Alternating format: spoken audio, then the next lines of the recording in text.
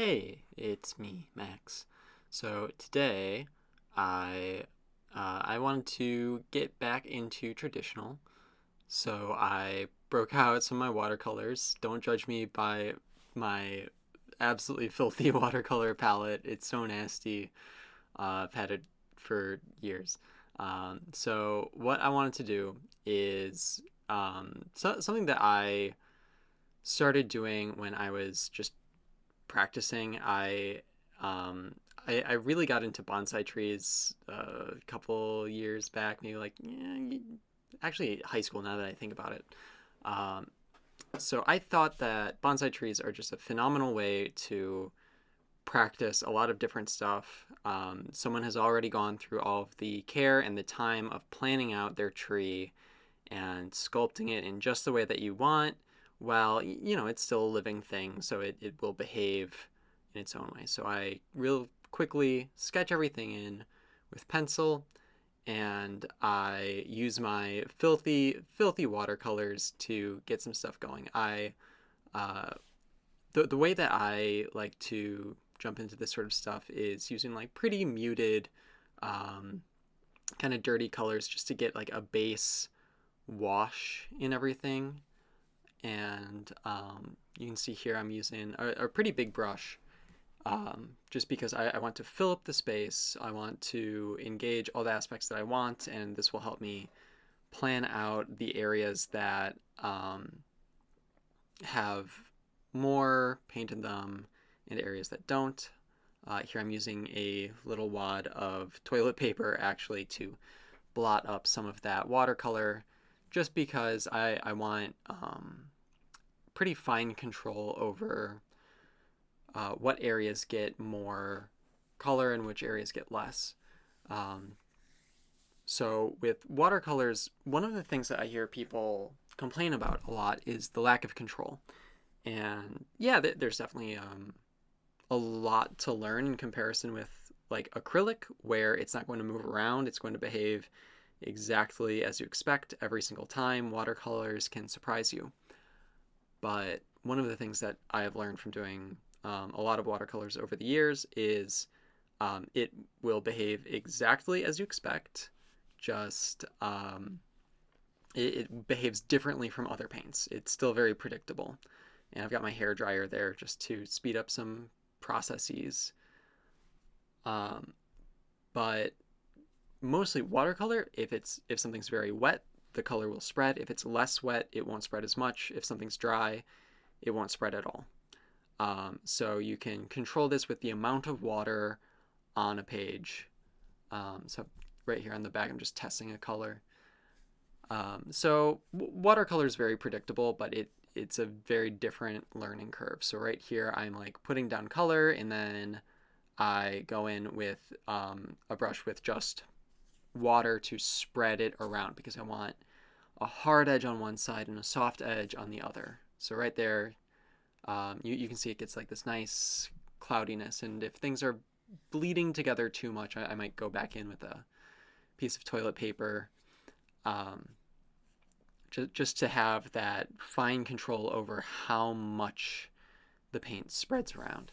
So I'm going into these clusters, these clumps of needles on this tree, and grouping them together. And when I lifted up my paper and I tapped it there, that's another technique I like to use, because watercolor, unlike acrylic, responds to gravity, which means if you pick up your paper and hold it at an angle or vertically, the water will pool downwards, and it usually does a pretty good job. If it's not like dripping wet, it will just pool along that bottom edge, so it'll give you again that nice gradation. There's a lot of different techniques that you can use with watercolors. Maybe depending on what kind of response this video gets, I might go into all these different techniques in more detail. But this was really just like been a long time since I've done watercolor. Wanted to get back into it, and I had a lot of fun. I've been doing digital for a long time, and I just needed something fresh, something easy, something that I can just hold in my hands in front of me. All right, so this is all the sort of base coat, and now I go in with some more details, some thicker, more intense paint. It's got more pigment in the water. So just defining these shapes a bit more. Watercolors can be very, very loose.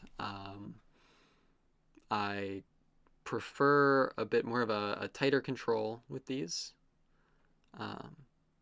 It's one of those where there's a lot of different ways to interact with the paint, a lot of ways to let it do its thing. But this is just kind of like what works for me. Some people go crazy with their washes, and other people have like such tight control, and then they'll go in with gouache or acrylic on top and get like incredibly clean stuff.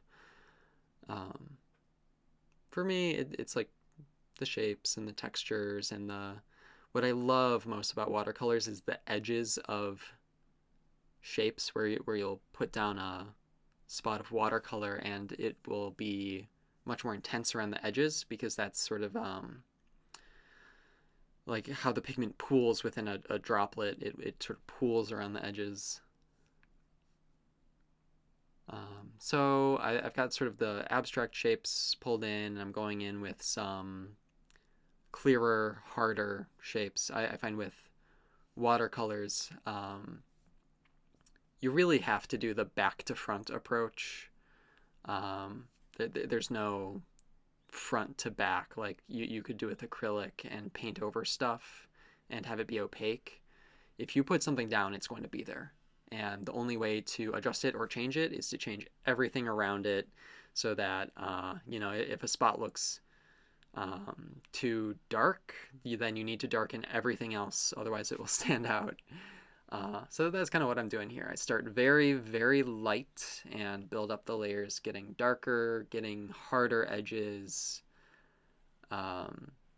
And I don't go for like super crazy hue variation at first. I'm really just pulling from the same green, blue, and brown. There's my hair dryer because I'm impatient.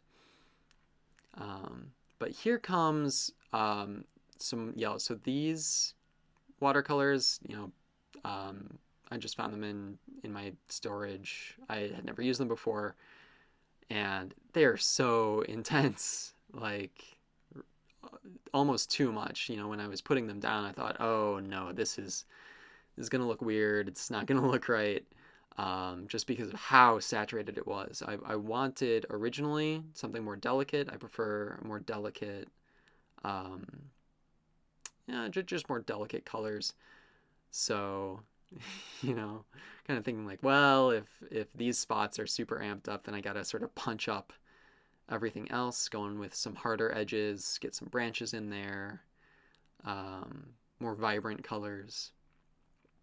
And I think that it turned out pretty good, especially as I'm recording. Everything looks so different when you're looking at it in person versus on a screen. Everything looks very washed out on a screen. So this good little test. So still doing like some blending with wet, but trying to much more clearly define these shapes. I find that it's really an iterative process where you might put down just like a blob of watercolor and then allow the paint to do what it will, and then sort of build on top of the shapes that you see within it. I'm just defining a little ground plane, little background. I didn't want it to be so intense. Very important with watercolor is that you pick spots to leave white, because like white watercolors exist, but they really impact the opacity of the colors that they're mixed with. You paint them on top at the very end. You can't really paint white onto watercolor. So here I've got a gel pen, and I really like going in on top of watercolors with pen. I think that it just helps to punch up some of the value, especially because watercolors, I personally have a tough time getting really dark. I don't like to use black watercolors. I would much rather use a pen or a marker. It also helps with texture to define some of these edges. And then if you leave something white, you can also, just draw and define it. So, it's filled in white, but now you've given that blank spot form. I also want to avoid using a lot of long, unbroken lines because that can start to feel very artificial, not quite the look that I want. You could have like a very pulpy, like maybe like a printed feel, and if that's what you want to go for, that's fine. But for me, I want like the spots of broken line so that it doesn't get too constricted. I still want the watercolor to feel loose. I want the drawing on top to feel loose. So I'm just going in, picking out spots of contrast to push up, ways that I can inform the form without, over-explaining, I suppose. Important with pen is like a Sharpie won't bleed. This pen does bleed, so that's why I was testing it on the back there. So if you do this, it has to be the last step because otherwise it will just look like garbage. Yeah, this was really fun. I clean it up a little bit with just erasing some stuff out. I've got paint markers that I like to use sometimes, especially like a white paint marker or white acrylic paint. It can mess with the texture. It reflects differently because it's shiny instead of matte like the paper. But yeah, there's my pen. It didn't actually show up that much. So yeah, there I am just testing out the white, and it covers a little bit. I think with this one you have to layer it a lot, but it helps just to clean and add little reflective spots. Yeah, so I think that this one turned out pretty well. If you guys liked it, leave me a comment, give me a like, give me a subscribe, give them to me. Give them now. And, if you want to see me paint something in particular, drop me a comment. I'd love to get some suggestions. So thanks a bunch. Till next time. Bye.